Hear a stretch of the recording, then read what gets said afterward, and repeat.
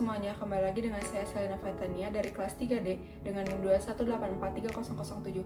Saya akan melanjutkan part selanjutnya dari buku Bicara Itu Ada Seninya. Dalam bagian buku ini menjelaskan bagaimana cara agar menjadi seorang yang pintar mendengar namun juga pandai dalam berbicara.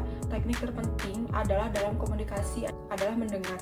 Pada bagian sebelumnya sempat dituliskan ada rumus berkomunikasi yang sangat penting, yaitu communication sama dengan question, price, reaction. C sama dengan KPR. Dalam bagian kedua ini lebih rinci membahas poin dan maksud dari rumus di atas. Rumus di atas terdiri dari 3 komponen yang sangat penting dalam komunikasi, yaitu tanya, pujian, dan reaksi. Komunikasi akan berjalan dengan baik dan lancar jika memuat ketiga hal tersebut. 1. Pertanyaan. Ketika kita mengobrol dengan lawan bicara, melontarkan pertanyaan adalah salah satu bentuk ketertarikan kita terhadap orang tersebut.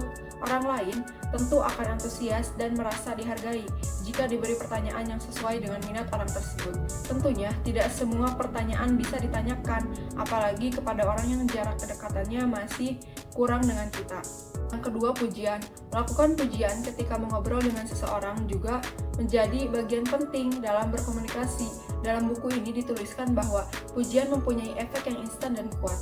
Tentunya dalam melontarkan pujian juga perlu ada seninya dan harus dilatih. Tidak semua hal bisa kita berikan sebagai pujian. Yang ketiga, reaksi.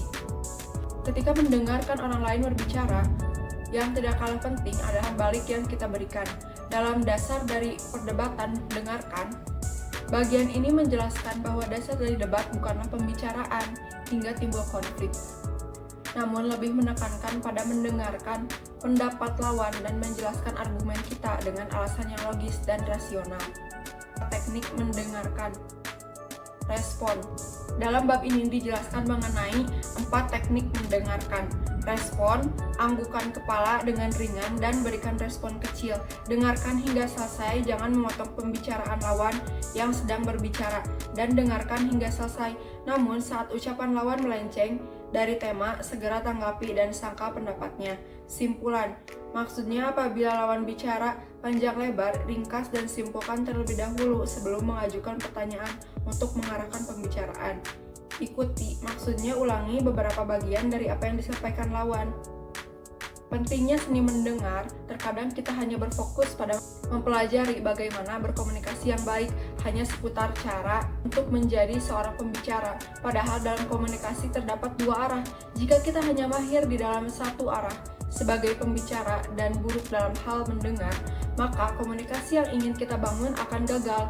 Orang lain juga akan bosan dan enggan berkomunikasi dengan kita karena terlalu banyak membicarakan diri sendiri dan tidak mau mendengar pembicaraan orang lain.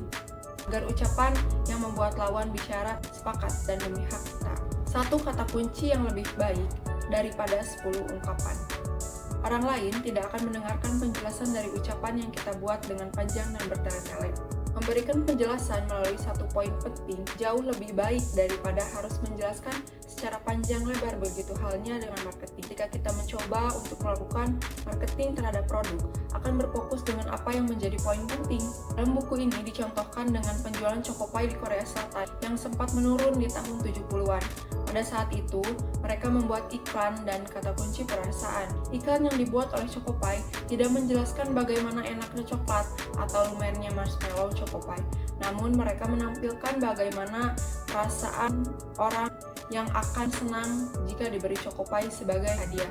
Hadir dari adanya poin perasaan, bahagia ketika diberi Chocopie, akhirnya produk Chocopie menjadi laku keras. Bayangkan jika Chocopie tidak membuat iklan dengan poin perasaan, namun di dalamnya menjelaskan betapa lezat produk dengan coklat dan marshmallow. Sedangkan di pasaran banyak produk serupa, bahkan ada yang lebih enak tanpa menonjolkan sisi yang berbeda dari produknya. Chocopie tidak akan menjadi simbol untuk memberi perasaan kepada orang lain seperti saat ini. Tidak hanya produk, ketika kita mencoba saat melamar kerja, menonjolkan poin penting dari diri kita jauh lebih baik pekerjaan yang kita lamar. Apalagi waktu yang diberikan sangat singkat, sekitar 3-5 menit. Jika kita tidak langsung menuju poin, maka waktu kita akan terbuang sia-sia. Dan menjelaskan poin tentu ada tekniknya. Semua harus berkesinambungan antara satu dengan yang lainnya.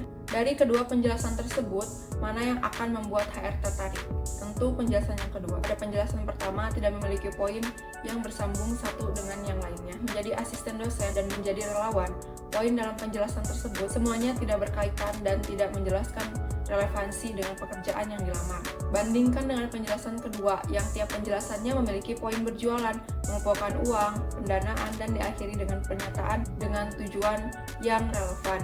Poin yang dijelaskan pada penjelasan kedua jauh lebih tepat sasaran dibandingkan dengan penjelasan pertama yang tidak merinci. Dari kedua contoh Cakupai dan melamar pekerjaan bisa dilihat bagaimana pentingnya kekuatan kata kunci yang sesuai dan tepat agar orang lain mampu memahami bahkan hingga tahap melakukan apa yang kita mau, seperti penjualan dan perekrutan.